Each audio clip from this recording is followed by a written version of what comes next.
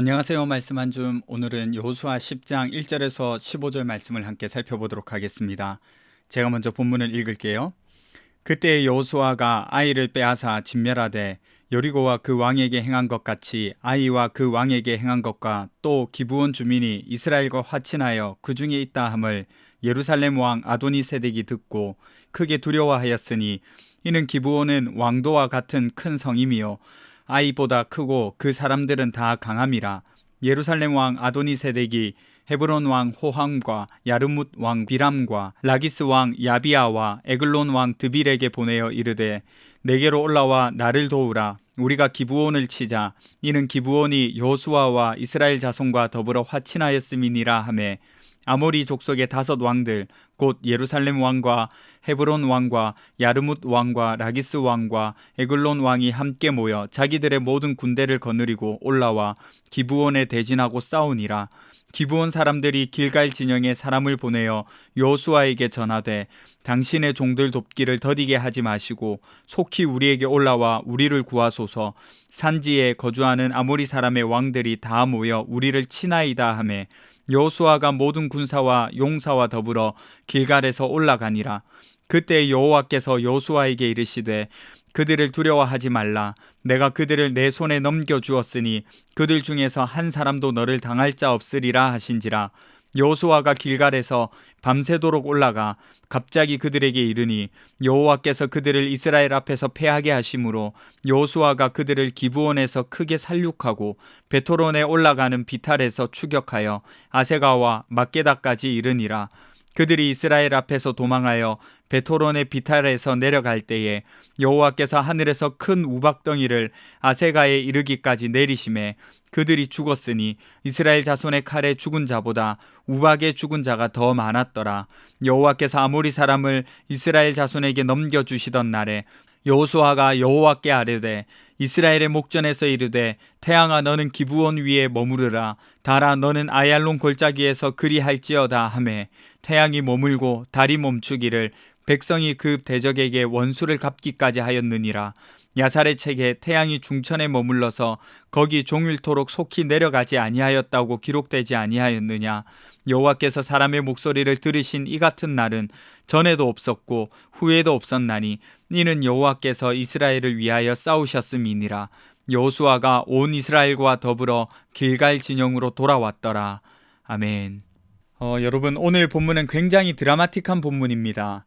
여호수아는 가나안 땅을 중심부부터 정복해서 남쪽 먼저 정복하고 북쪽을 정복합니다.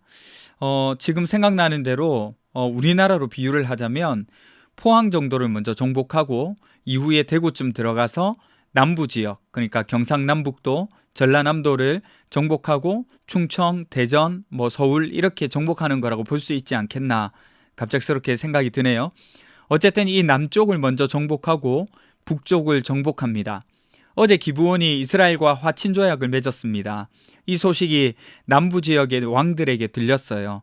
예루살렘 왕 아도니세덱이 주도해서 헤브론 왕 호함, 야르뭇 왕 비람, 라기스 왕 야비아, 에글론 왕 드빌, 이 5 왕이 군대를 모아서 기브온으로 와서 전열을 갖추고 싸울 준비를 했어요. 이 소식을 듣고 여호수아에게 간청했죠. 이 소식을 들은 여호수아는 모든 군사와 용사와 함께 9절을 보시면 기브온을 향해 밤새도록 갔다 이렇게 했어요. 그리고 갑자기 그들에게 닥쳤다는 말은 기습적으로 연합군과 싸우게 됩니다. 물론 이 과정에서 하나님은 이스라엘이 연합군과 싸워서 이길 것이라는 확신을 주셨죠. 전투는 치열했습니다.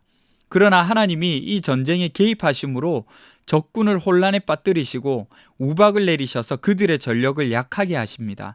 또 여호수아가 태양과 달에게 멈춰라 한 그 기도를 들으시고 하나님은 정말 그렇게 하셔서 온전한 승리를 주셨습니다.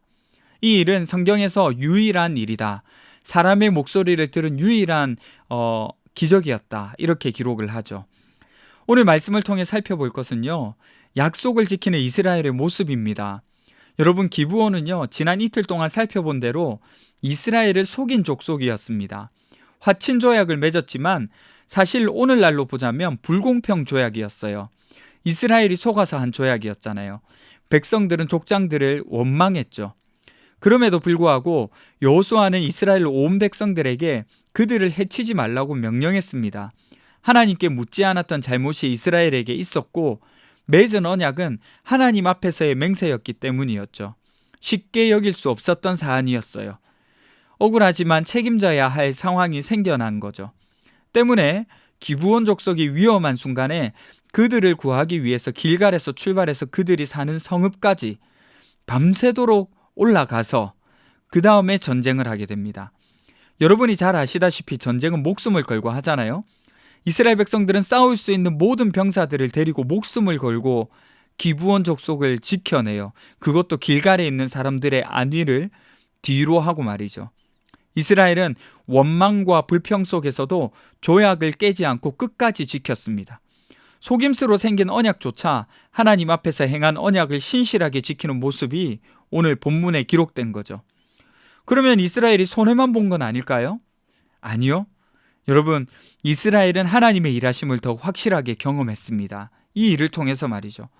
오늘 이 싸움을 통해서 하나님이 우리와 함께 계신다는 것을 확실하게 봤어요.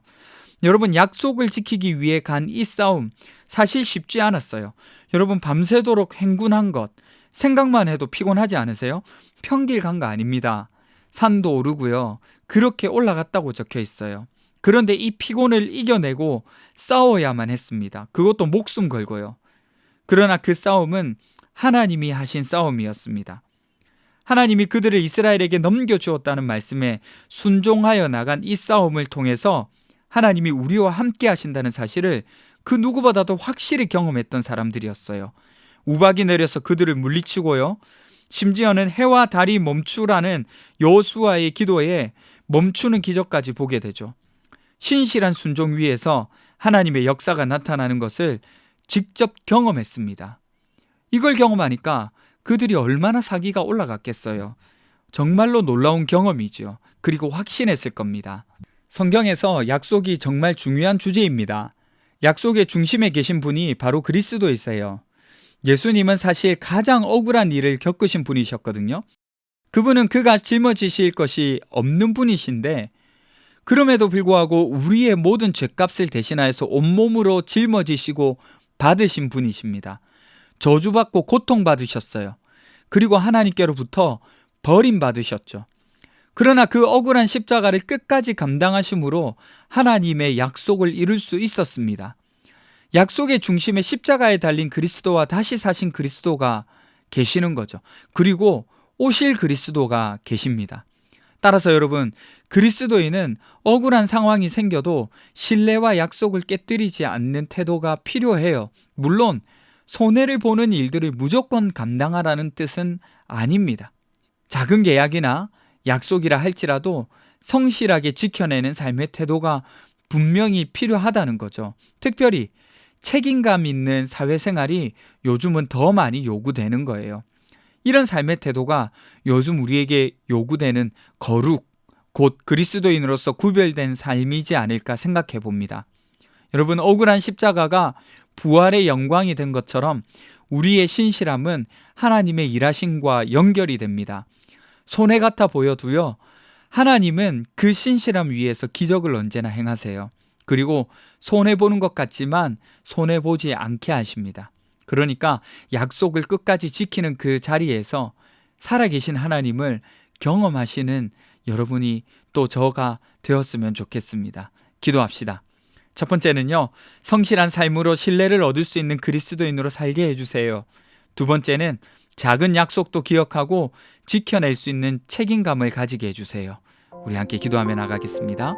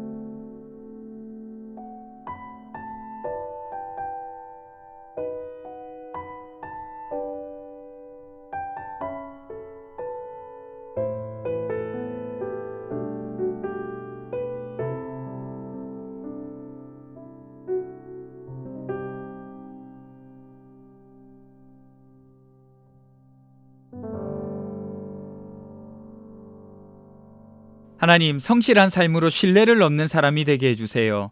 그리고 작은 약속도 기억하여서 잘 지켜낼 수 있는 그런 사람이 될 수 있도록 도와주셔서 구별된 그리스도인이 되게 해주세요.